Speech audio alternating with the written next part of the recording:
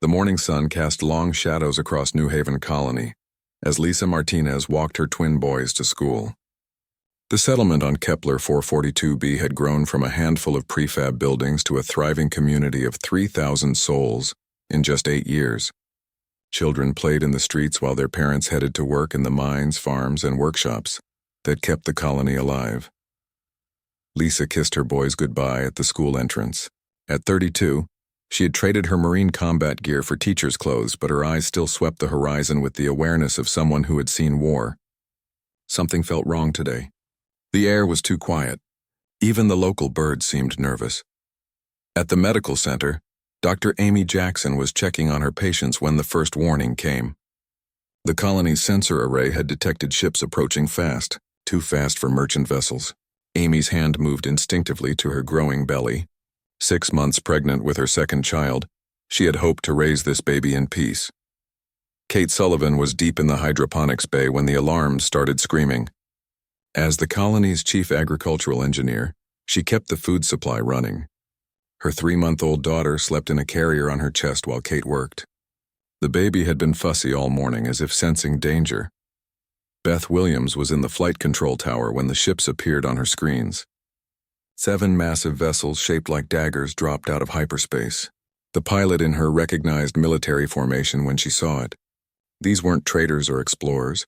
Her 3-year-old son was at the daycare center 6 blocks away. Claire Davis was teaching botany to a group of teenagers when the ground shook. Through the classroom windows, she could see the alien ships descending like metal storm clouds. Her 2 daughters, ages 5 and 7, were at the elementary school with Lisa's boys. The Zephyrian ships landed with crushing force, their engines turning the colony's main square into a crater of molten glass. Soldiers poured out like insects from a disturbed nest. 7 feet tall, covered in green scales with yellow eyes that showed no mercy. They moved with the precision of a machine, herding civilians toward collection points. Lisa was running toward the school when the first energy blast lit up the sky. Her marine training kicked in as she ducked behind a water recycling unit. She could see Zephyrian soldiers surrounding the school building. Parents screamed and children cried as families were torn apart. A scaled hand grabbed Lisa's shoulder. She spun and drove her elbow into the creature's throat, then grabbed its weapon as it fell. 2 more Zephyrians rounded the corner. Lisa put them down with quick, precise shots. But for every alien she killed, 10 more appeared. Amy was trying to evacuate patients when they came for her. The Zephyrians had scanners that could detect pregnancy. They wanted fertile females, and a doctor would be valuable. She fought them with everything she had, using a surgical laser to blind one and a metal tray to crack another's skull. But they kept coming. Kate heard her baby crying as the aliens smashed through the hydroponics bay. She had hidden behind the nutrient tanks, but the scanners found them anyway. A Zephyrian soldier pointed a device at her daughter and spoke in broken English. Healthy offspring. Good genetic material. Kate lunged at the creature with a pruning tool, opening its throat before a stun blast dropped her. Beth was coordinating the colony's defenses when they breached the control tower. She had managed to get a distress signal out before the communications array was destroyed. Now she was the last line of defense, using her sidearm to hold them off while thinking of her son. A stun grenade rolled across the floor and the world went white. Claire tried to reach her daughters, but the Zephyrians had cordoned off the school. She watched through binoculars as her girls and dozens of other children were loaded onto transport vehicles. When the soldiers came for her, she was ready. Years of studying plant toxins had taught her interesting things about chemistry.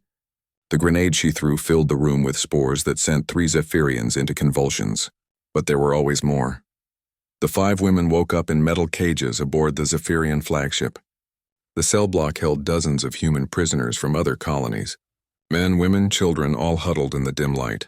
But the mothers were kept separate, in a section marked with alien symbols that none of them could read. Commander Vex Thak studied the human females through the observation window. His species had conquered 47 worlds, enslaving hundreds of species. Humans were new to this sector, barely out of their home system. They seemed weak, with soft skin and no natural weapons. But intelligence reports suggested they had potential. These 5 show unusual resistance, his aide reported. The pregnant one injured 4 soldiers before capture. The pilot destroyed our communication drone. The teacher killed 6 warriors. Vex Thak's forked tongue tasted the air. Good. Strong mothers make strong offspring. Begin the conditioning process. break their spirits but keep them healthy. The Emperor wants a new hybrid strain for the mining worlds. In the cells below, Lisa was already working. Her military training included escape and evasion. She studied the guards, counted their shifts, and looked for weaknesses. The other women gathered around her like metal drawn to a magnet. Kate used her engineering mind to understand their prison. The power conduits ran through the walls. The air recycling system had access panels. Every system had a vulnerability if you knew where to look. Amy treated injuries among the prisoners using whatever supplies she could find. A broken piece of metal became a scalpel. Torn fabric became bandages. She also began to understand the alien biology from observing their guards. Beth mapped the ship in her head, tracking guard movements and ship operations. The pilot in her recognized the engine sounds, the artificial gravity fluctuations, the subtle vibrations that told her about their course and speed. Claire studied the alien food supplies, testing which items were safe for human consumption. She also began growing small plants in hidden corners, using techniques that could work in the most hostile environments. The Zephyrians thought they had captured 5 helpless females. They had no idea they had just taken 5 pieces of concentrated human fury, each with skills that could turn their prison ship into a battlefield. The mothers of New Haven Colony were about to show the galaxy what happened when humanity's children were threatened. Back on Earth, coded messages were already racing through hidden networks. The hunt was about to begin. Jake Martinez was building a cabinet in his garage when the encrypted message arrived. The small device hidden behind his workbench had been silent for 3 years. When it chirped, his hands stopped moving and his blood went cold. Only one thing could activate that signal. Lisa was gone. Jake read the message twice, his carpenter's hands shaking. The Zephyrian Empire had hit New Haven Colony. 47 dead, 138 taken, including 5 human mothers. His wife's name was on the list. Within minutes, Jake was on the road. The pickup truck that neighbors knew him for driving to construction sites was actually a carefully modified machine. Hidden panels revealed communication equipment, weapons, and gear that most people would never see outside of a military base. His first call went to Ryan Sullivan in Detroit. Ryan was working security for a tech company, but 20 years ago he had been Delta Force, the kind of man who could slip into enemy territory and come back with things that were never supposed to exist. They took Kate, Jake said when Ryan answered. The line was quiet for 10 seconds. Then Ryan's voice came back harder than steel. When do we leave? I'm making calls. We need the old crew. I'll prep the gear. Danny Jackson was fishing on a lake in Montana when his satellite phone rang. At 62, he looked like a retired insurance salesman. Gray hair, reading glasses, soft around the middle. But for 30 years he had been CIA, the kind of operative who could start revolutions or end them with equal ease. My daughter, Jake said simply. Danny knew what that meant. Amy was a good kid who had grown up to be a fine doctor. He had taught her to shoot when she was 12, not because he wanted her to be a soldier, but because the world was dangerous and little girls needed to know how to protect themselves. I'll be there in 6 hours, Danny said, already reaching for the gear bag he kept in his truck. Sam Williams was teaching his nephew how to change a tire when his phone buzzed. The message was short. Beth taken, Zephyrians assemble. Sam had been Marine Recon before anyone knew that name. He could put a bullet through a target's eye from 1,000 yards and disappear into terrain so rough that satellites couldn't find him. He had trained Beth to be a pilot, but also taught her the warrior skills that ran in their family's blood. Uncle Sam, you look angry, his nephew said. Sometimes good men have to do terrible things, Sam replied, pulling out a phone number he hadn't called in years. Stay here. Your aunt will explain when she gets home. The 4 men met at a private airfield outside Denver. Jake arrived first, his truck loaded with equipment that customs officials would never have allowed on a commercial flight. Ryan came in a black SUV with diplomatic plates that asked no questions. Danny's rental car looked ordinary until you noticed the reinforced panels and run-flat tires. Sam drove a motorcycle because he always traveled light and fast. They stood in the hangar next to a business jet that belonged to a company that didn't exist. Each man carried the weight of years and memories. Wars fought in shadows, missions that would never be declassified, brothers who had died in places that weren't on any map. We need transport, Jake said. Something that can get us to Zephyrian space without being detected. I know someone, Danny said. But you're not going to like it. The name he gave them made Ryan whistle low. Sam checked his weapon automatically. Jake just nodded. They all knew the stories. Elena Volkov lived in a space station that officially didn't exist. It orbited a dead planet in a system that most star charts listed as uninhabitable. The station was a maze of docking bays, machine shops, and living quarters carved out of an asteroid. It served as a neutral meeting ground for people who dealt in things that governments preferred to ignore. Elena was 45 years old and looked like she could arm wrestle a truck. Half Russian, half Serbian, with scars that told stories she never shared. She had been Spetsnaz before the unit was officially disbanded. Now she was something else entirely. Arms dealer, information broker, and the woman you called when impossible things needed to happen. She listened to their story without interruption, her gray eyes taking in every detail. When Jake finished talking, she poured 4 glasses of vodka and 1 of water for herself. "You want to rescue 5 human females from a Zephyrian prison ship," she said in accented English, "in the middle of enemy space, with no support and no backup." "That's right," Jake said.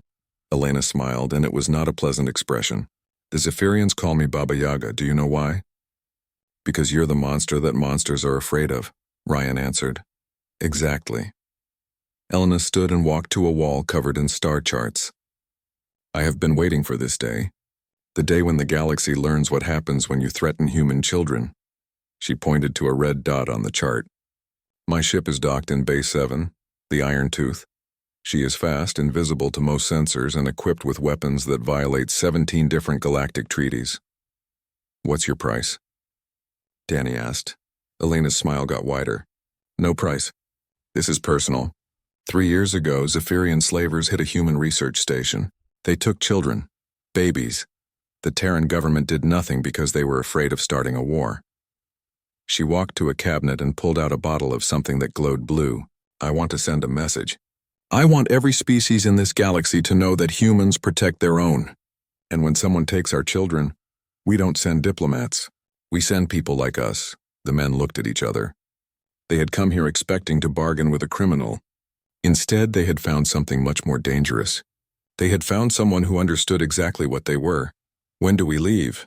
Sam asked. "As soon as you're aboard," Elena replied. "The Zephyrians have a 3-day head start, but I know where they're going. There's a slave processing station in the Vega system. We can intercept them there." Jake thought about Lisa, probably scared and alone in some alien prison cell, but his wife was a Marine. She wouldn't break easily, and she wouldn't be sitting around waiting to be rescued. "What kind of weapons does your ship carry?" he asked. Elena's eyes lit up like a child on Christmas morning. "Everything. Plasma cannons, railguns, fusion torpedoes, and a few experimental toys that Earth's research division pretends don't exist." "Good," Jake said, "because we're not just going to rescue our wives. We're going to make sure the Zephyrians never forget what happens when they mess with human families." Ryan raised his vodka glass. "To the Iron Tooth. To Baba Yaga," Sam added. "To bringing our girls home," Danny finished. Elena raised her water glass. "To showing the galaxy why humans are the apex predators." They drank, and somewhere in the darkness between stars, 5 human mothers were about to discover they were not alone. The Iron Tooth moved through space like a ghost made of metal and fury. Elena's ship was built for one purpose: getting dangerous people to dangerous places without being detected. The hull was covered in stealth plating that absorbed scanner beams. The engines ran so quietly that most sensors couldn't pick them up even at close range. Jake stood in the cargo bay, checking weapons with the methodical care of a man who had done this many times before. Assault rifles, explosives, body armor, and specialized gear that could cut through alien hull plating or disable security systems. Everything a small team needed to board an enemy ship and come back alive. Ryan was in the navigation room with Elena, studying star charts and shipping lanes. The Zephyrian prison ship Scale of Justice was heading for Processing Station Alpha 7, a massive facility where captured slaves were sorted, trained, and sold. Intelligence reports said the station held over 10,000 prisoners from dozens of species. "They'll reach the station in 18 hours, Elena said, pointing to the projected course. "But we can intercept them here." Her finger traced a path through an asteroid field. "The broken teeth. Ships have to slow down to navigate through the rocks." Danny was monitoring communications traffic. his decades of intelligence experience helping him sort through the electronic noise of interstellar commerce. Most of it was routine cargo manifests and shipping schedules, but buried in the data were military codes and patrol schedules. Zephyrian fleet movements suggest they're expecting trouble, he reported. 3 destroyer squadrons have moved to intercept positions along the main trade routes. Sam was cleaning his rifle, a custom weapon that had served him through 20 years of combat. The Marine sniper in him appreciated Elena's weapon selection. She had tools for every job, from silent infiltration to loud and messy combat. Meanwhile, aboard the Scale of Justice, the 5 human mothers had been anything but passive prisoners. Lisa had organized the other captives into work groups, using her military training to create structure and discipline. The aliens thought they were simply keeping the prisoners busy. They didn't realize Lisa was building an army. Kate had been assigned to maintenance duty, which gave her access to the ship's technical systems. Her engineering background let her understand Zephyrian technology better than their own technicians. She had quietly mapped every power conduit, every access tunnel, every system that kept the ship running. Amy was treating sick prisoners in the medical bay, under the supervision of a Zephyrian doctor who thought humans were too primitive to be dangerous. The alien had no idea that Amy was studying Zephyrian anatomy with each patient she treated. She now knew exactly where to cut to disable a 7-foot lizard quickly and quietly. Beth had been put to work in the ship's cargo bay, moving supplies and equipment. The pilot in her recognized the layout of a military vessel. She could tell by the engine sounds that they were traveling at maximum cruise speed. More importantly, she had found the shuttle bay and counted 6 small craft that could be used for escape. Claire was working in the kitchen, preparing food for the prisoners under alien supervision. Her botany background made her valuable for identifying which foods were safe for different species. What the Zephyrians didn't know was that she had been slowly introducing toxins into the guards' food supply. Nothing fatal, just enough to make them sick and slow. The 5 women met during shift changes, sharing information and planning. They communicated through hand signals and coded messages that looked like casual conversation. Each day they learned more about their captors and their prison.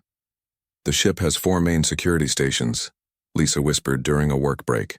Kate can disable the power to 3 of them. Beth knows where the shuttles are. Amy has identified weak points in their anatomy. Claire has been poisoning their food. How many guards? Amy asked. 247, Beth replied, but only about 60 are on duty at any given time. The rest are sleeping or off duty. Claire smiled grimly. By my count, about 100 of them are suffering from stomach problems. Turns out Zephyrian digestive systems don't handle human spices very well. The women had also been recruiting among the other prisoners. Humans from other colonies, but also representatives of species that had been fighting the Zephyrian Empire for generations. A Corvan warrior who had been captured during a raid. Twin sisters from Proxima who had been enslaved as children but never broken. An old Centauri merchant who knew more about starship systems than most engineers. Back on the Iron Tooth, Elena was making final preparations for the intercept. Her ship was loaded with enough firepower to take on a small fleet, but this mission would require precision, not brute force. Remember, she told the rescue team, we're not trying to destroy their ship. We need to get aboard and get our people out. Once we're attached to their hull, they can't use their main weapons without risking their own ship. Jake nodded. He had run boarding operations before, but never against an alien ship. What about their internal defenses? Automated systems, energy barriers, and about 300 crew members who won't be happy to see us, Elena replied. The good news is that most Zephyrian ships are designed to keep prisoners in, not to keep attackers out. Ryan was studying the ship's blueprints. Their command deck is here in the center of the ship. If we can take control of that, we can lock down the whole vessel. I'll handle their computer systems, Danny added. 30 years of breaking into places I wasn't supposed to be ought to count for something. Sam loaded a magazine into his rifle. I'll provide overwatch. Keep the bad guys off your backs while you work. Elena checked her own weapons, a collection of alien and human technology that would have made arms dealers weep with envy. I'll be right behind you. This is going to be loud and messy, and I wouldn't miss it for anything. The Iron Tooth dropped out of hyperspace at the edge of the Broken Teeth asteroid field. Sensors immediately detected the Scale of Justice, moving slowly through the rocky maze. The prison ship was massive, over 1 kilometer long, with the angular design typical of Zephyrian military vessels. Target acquired, Elena reported. Beginning approach. Remember, we get one chance at this. If they detect us before we're attached, they'll call for help and we'll have half the Zephyrian fleet on top of us. Jake felt the familiar calm that came before combat. Somewhere on that ship, Lisa was waiting. She was probably scared, maybe hurt, but she was alive, and she was about to discover that her husband had not forgotten the skills that had kept him alive through 3 tours in enemy territory.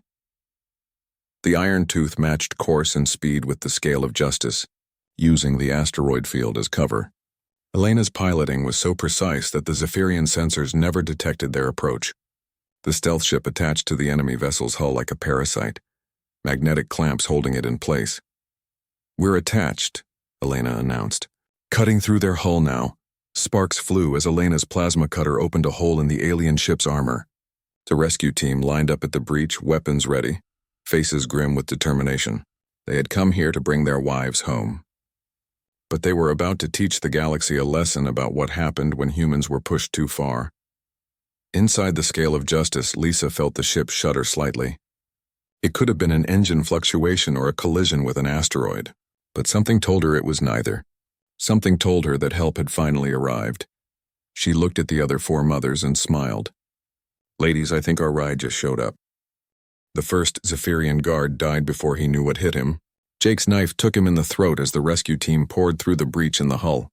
Ryan moved like a shadow, his suppressed rifle dropping 2 more guards before they could raise an alarm. Sam's sniper training made him deadly at close range, while Danny used skills learned in 30 years of black operations.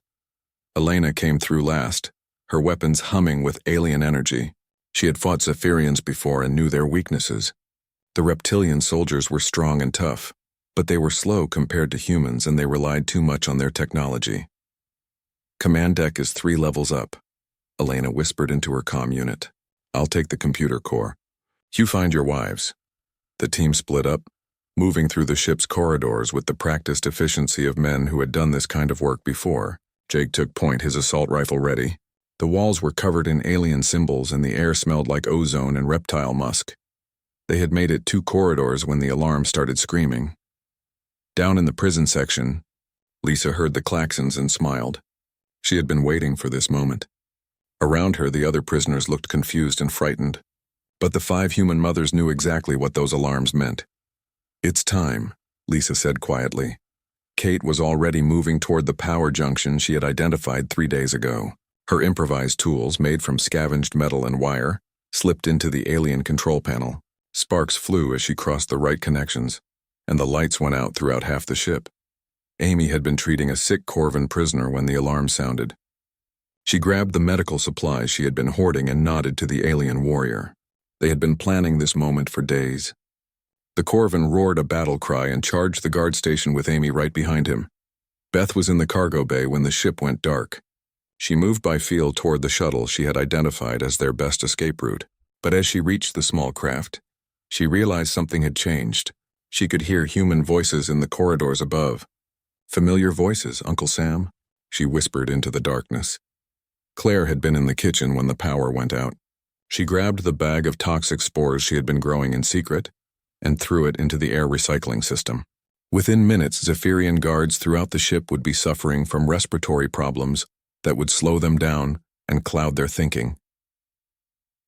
The prison section erupted into chaos. Lisa had spent 3 days preparing for this moment, organizing the prisoners into teams and teaching them basic combat tactics. When the power went out, they moved like a military unit. The Corvan warrior smashed through the guard station with Amy providing medical support. The Proxima twins used their small size to crawl through maintenance tunnels and unlock cell doors. The old Centauri merchant disabled security systems with knowledge gained through decades of dealing with Zephyrian technology. Jake and his team were fighting their way through the upper decks when Ryan's comm unit crackled with a familiar voice. "This is Lisa Martinez, formerly Gunnery Sergeant, United States Marine Corps. Identify yourself." Jake's heart nearly stopped. "Lisa, this is Jake. We're here to get you out." "Negative," Lisa's voice came back, calm and professional. "We're not going anywhere. We've got 200 prisoners down here and we're not leaving without them." Ryan looked at Jake with raised eyebrows. This wasn't going according to plan. Lisa, we need to move, Jake said into his comm. This ship will be crawling with reinforcements soon. Then we better take control of it, Lisa replied. Kate has disabled their main power grid. Amy has secured the medical bay. Beth is in the shuttle bay. Claire has poisoned half their crew. We've got them right where we want them. Danny's voice cut through the comm chatter. Jake, I'm in their computer core. Elena was right about their internal security. It's designed to keep people in, not out. I can lock down the whole ship from here. Sam's rifle spoke twice, dropping Zephyrian reinforcements who were trying to reach the prison section. Corridors are secure for now, but they're regrouping. Elena's laughter echoed through the comm system. I told you these women were dangerous. They're not victims, they're warriors who were just pretending to be prisoners. Jake made it to the prison level in time to see something that would stay with him for the rest of his life. His wife, the woman who taught second grade and helped with homework, was leading a charge against the guard station with a piece of broken metal in her hands and fury in her eyes. She moved like the Marine she had once been, directing prisoner teams with hand signals and taking down Zephyrian guards with brutal efficiency. When she saw Jake, she didn't run to him for protection. She pointed him toward a group of guards who were trying to retake the cell block.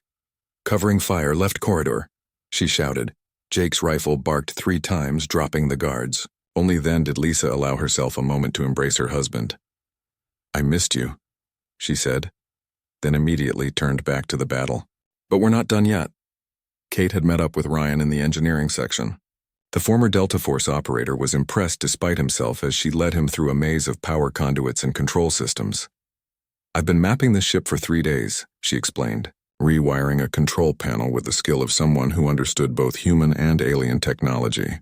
I can shut down their engines, their weapons, everything except life support. Amy found Danny in the medical bay, where she was treating wounded prisoners and interrogating a captured Zephyrian doctor. Her medical training had given her a thorough understanding of alien anatomy, knowledge she was using to great effect. Pressure point here, she explained, demonstrating on the captured alien. Neural cluster here. Hit them right and they go down fast. Beth met Sam in the shuttle bay where she was prepping escape vehicles while maintaining overwatch on the main corridor. The sniper nodded approvingly as she demonstrated her shooting stance. You taught me well, Uncle Sam, she said, dropping a Zephyrian guard with a shot that would have made a Marine instructor proud. Claire found Elena in the kitchen, where the former Spetsnaz operative was admiring the botany expert's work. Biological warfare, Elena said with approval, looking at the bags of toxic spores. I like your style. The battle for the scale of justice lasted 4 hours. When it was over, the Zephyrian crew was locked in their own brig and the ship was under human control. 237 prisoners had been freed, including representatives of 6 species who had been fighting the Zephyrian Empire for generations. But Jake could see in his wife's eyes that she wasn't satisfied with just escape. Lisa Martinez had spent 3 days in an alien prison, watching children cry for their parents and seeing the horrors of the slave trade up close. The Marine in her wanted justice. What's our next move? Jake asked. Lisa looked at the other 4 mothers, then at the rescued prisoners, then at the star charts on the command deck. When she spoke, her voice carried the authority of someone who had found her true calling. We're going to send a message, she said, one that the entire galaxy will understand. Processing Station Alpha 7 hung in space like a metal city, its docking bays and processing centers designed to handle thousands of slaves from across the galaxy. The station commander, Admiral Keth Voss, was reviewing daily reports when his aide burst into the command center. Sir, we have a problem. The scale of justice is approaching on schedule, but they're not responding to our signals.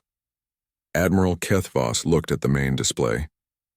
The prison ship was indeed approaching, its massive bulk moving steadily toward the station's main docking bay. But something was wrong. The ship's running lights were in the wrong configuration, and their communication array was dark. Hail them again, the Admiral ordered. The response came through on all frequencies, broadcast so clearly that every ship in the system could hear it. But the voice that answered was not Zephyrian. It was human, female, and absolutely furious. This is Lisa Martinez speaking for the liberated prisoners of the scale of justice. We are coming for you. The command center erupted in panic. Guards reached for weapons. Technicians tried to analyze the transmission. The Admiral stared at the screen in disbelief. Aboard the captured prison ship, Lisa stood in the command center surrounded by her fellow humans and the freed prisoners they had rescued. The Zephyrian crew was locked in the brig, guarded by people who had every reason to hate them. The ship's weapons were now under human control, operated by Kate's engineering expertise and Beth's pilot training. Broadcasting on all frequencies, Amy reported from the communication station. She had learned to operate the alien equipment with the same precision she applied to surgery. Elena stood at Lisa's shoulder, grinning like a wolf. I told you these women were dangerous. Are you ready to show the galaxy what happens when humans are pushed too far? Jake and the other rescue team members had taken positions throughout the ship. They had come here to save their wives, but now they were part of something much bigger. This wasn't just a rescue mission anymore. This was a declaration of war. All stations report ready, Ryan announced. He was monitoring the ship's tactical systems. Impressed by how quickly the women had learned to operate alien technology, Danny had spent the past hour interrogating captured Zephyrian officers, using techniques learned in 30 years of intelligence work. The station has minimal defenses, he reported. They never expected to be attacked by their own prison ship. Sam was in the weapon control room with Claire, who had proven surprisingly adept at targeting systems. Guns are charged and ready, the sniper reported. Though I still prefer a rifle, Claire smiled grimly. These plasma cannons are just very large rifles that shoot light instead of bullets. The Scale of Justice approached Processing Station Alpha 7 at full speed, its stolen weapons trained on the massive facility. The station's shields came up, but they were designed to keep prisoners in, not to repel military attack. This is Admiral Keth Voss, came the transmission from the station. You are in violation of Imperial law. Surrender immediately or face the consequences. Lisa's response was broadcast across the entire system. You took our children. You enslaved our people. You thought we were weak because we looked different from you. You were wrong. The first plasma bolt lit up space like a small sun. Kate had targeted the station's main power grid with surgical precision, sending cascades of energy through the facility's systems. Lights went out across 3 levels, and the artificial gravity fluctuated wildly. That's for every mother who has cried for her stolen child, Lisa announced. The second shot took out the communication array, cutting the station off from the rest of the Zephyrian fleet. That's for every father who couldn't protect his family. The third shot destroyed the main docking bay, trapping ships inside and preventing reinforcements from arriving. That's for every human who died believing no one would come for them. But Lisa wasn't trying to destroy the station. She was making a point. Each shot was precisely targeted to disable, not kill. The message was clear. Humans could have destroyed the entire facility, but chose not to. The restraint was more terrifying than mindless destruction would have been. Boarding pods away, Beth reported from the pilot station. The former military pilot was flying the alien shuttles with the same skill she had once used on human spacecraft. Jake led the boarding party, his team moving through the station's corridors like avenging angels. But they weren't alone. The freed prisoners fought beside them, species that had been enemies of the Zephyrian Empire for generations. Corvan warriors, Proxima engineers, Centauri merchants, all united by their hatred of slavery.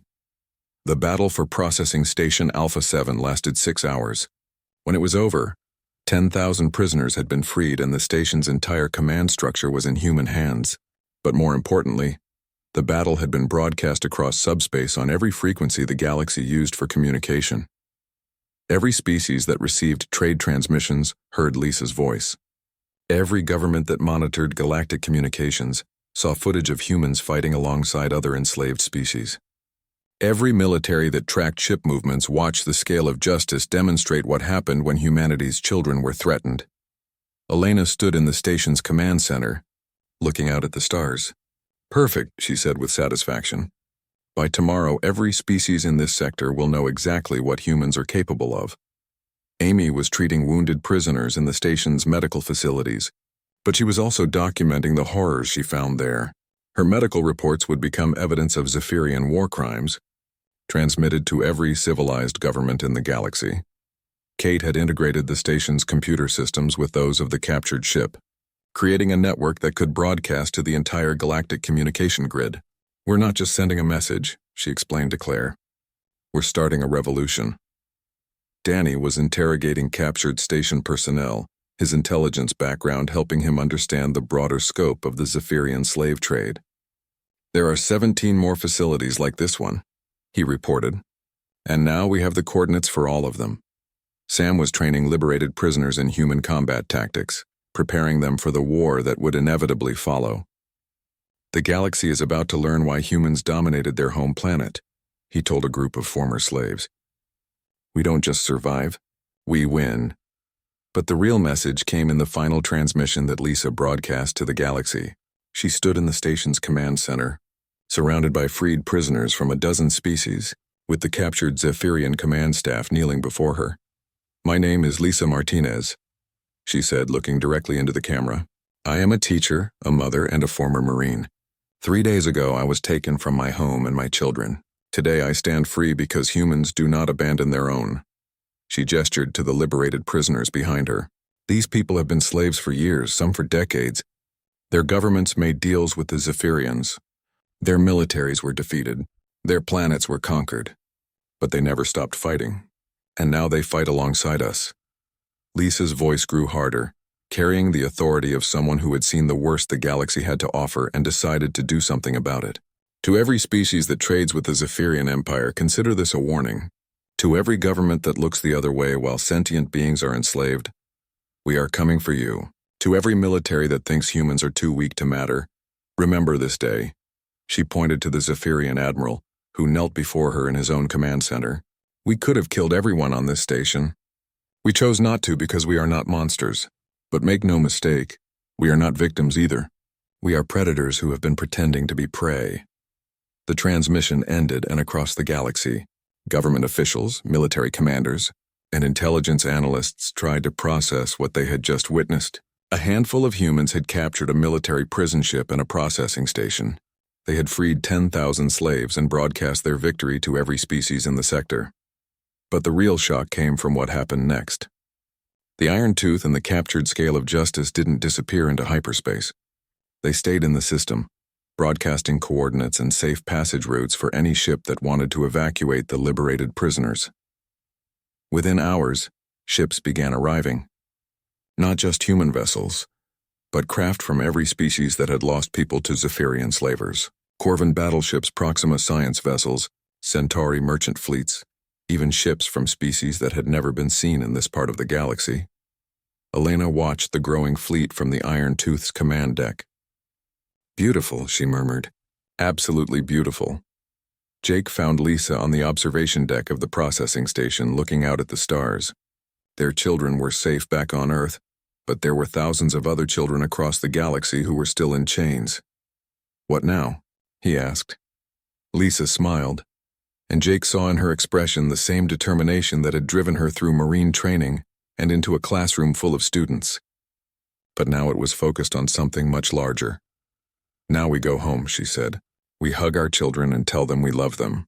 And then we start building something that makes sure no parent ever has to go through what we went through." She gestured to the fleet of ships gathering in space around them. "The